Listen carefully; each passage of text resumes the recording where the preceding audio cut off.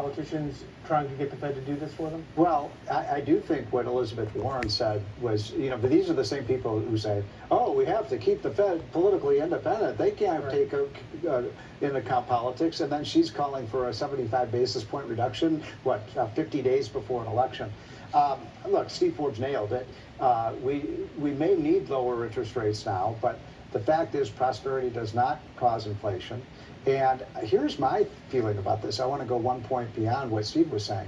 The solution to our problems is not lower interest rates. The solution to our problems is to cut tax rates, not interest rates, and to do something about this massive government spending and debt, which nobody, does anything about in Washington. So if you really want to stimulate the economy, cut government spending and cut tax rates, and Kamala wants to do exactly the opposite. And get rid of all those regulations, which are going to be forcing people to give up their gas cars, gas stoves, and anything else that makes life worth living. In terms and air of conditioning. And air conditioning, in terms of modern conveniences. They seem to be against everyone, including some of the meat. So save your beef. You mean cows. You mean individuals are better at spending their money than the federal government is? All right, I want to move over to this real quickly. Illegal immigrants are pouring across the southern border under Joe Biden and Kamala Harris. And you know what? We should all be grateful, says the media. The New York Times finest, Paul Kargman writes, demonizing migrants could ruin the revival of some heartland cities. And how about this from Bloomberg? Migrants are settling in thriving blue counties, not red counties that need them most.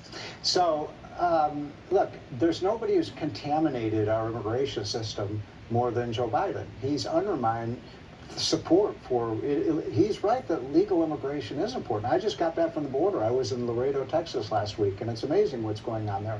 But people, and that's a largely Hispanic town, but people are saying there, yeah, we want the immigrants, but they got to come in legally. We can't have people flooding over the border. And the problem with this idea, we've got this, what do they call that's the comprehensive solution. They're going to grant amnesty to everybody, and then how is that going to deter future illegal immigration? The fact that Biden and Harris and their ilk have allowed 10 million plus illegal migrants to come to this country, not enforcing the laws of the land, means that we will never have immigration reform in this country.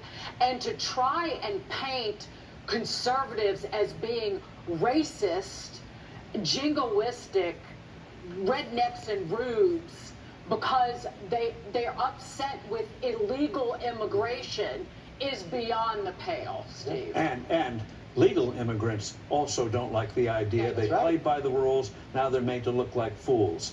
And in terms of immigration, Steve Moore's exactly right. If we need immigrants, do it the legal way. We've been at it for 200 years, allowing people legally in to help the country. So let's go back to that. But I think one of the things that hopefully will happen in the next term is that we can get an environment where we can get a good comprehensive immigration bill where legal immigrants can come in. And we know who's coming into the country. How about that?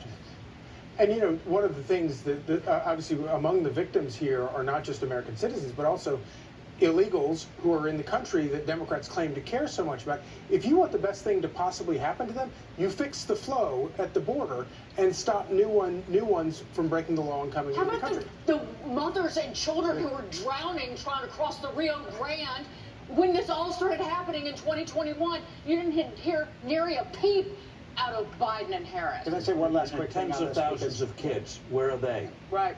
I'm so sick and tired of people like Kamala Harris saying, we're only going to, enforce the border if you do all these other things. Why do we have to bargain with them to do what their job is, right? Which is to secure the border. And she's the border czar. Of course. But obviously she's a mess on everything. Here's the $1 million question that Kamala Harris still can't answer. Are they better off now than they were 4 years ago? 4 years ago, when we came in during the worst unemployment since the Great Depression. We came in during the worst public health epidemic in centuries. We came in after the worst attack on our democracy since the Civil War. Is the price of groceries still too high? Yes. Do we have more work to do? Yes. And I will tell you, I do believe that I offer a new generation of leadership. Let me translate that for you. I think the answer is no.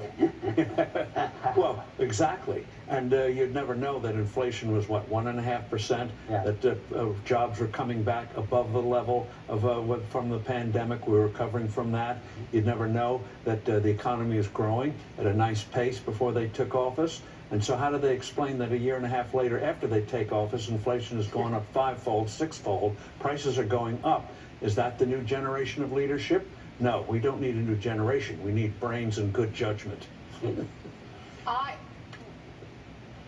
The biggest lie, or there's so many, it's hard to even wade through them, that they still to this day tell over and over again, is how the economy was just on its knees when we came into office. Janet Yellen has said that. Yeah. And to Steve's point, the economy was growing at 35%. And then 4.2%, and it was growing at 5% in the quarter they passed the American Rescue Plan. Yes, we had 11% growth in the second half of the year, which is a spectacular rate of growth. They came in and spent $5 trillion, and of course that's what launched the inflation. And the reason she doesn't answer the question is because inflation is up 20.2%, wages are up 18%, do the math. The average American is poorer today than they were 4 years ago. And that doesn't include the interest rates they have to pay each month. Yep. The real interest, inflation rate is and- 6-7%, not the 3%. You do have to pay the loan on the car, credit card How about debt, when she says, "Oh, I got a and housing plan. mortgages. I got a housing plan." A housing plan. Why not lower mortgage interest rates by not having all this inflation? That's what's caused Americans to lose the American dream. No young person can afford to buy a house today. No, they put them in a vice. Right. These people put the American family and the American dream in a vice of inflation and sky-high interest rates, and at every day they turn it a little bit more. Shame on them. And they say they're the solution. Yeah, I've got a solution. Malpractice. Thank you, Gentlemen, thank you. Thank you. Steve Moore. here. Great to see both of you.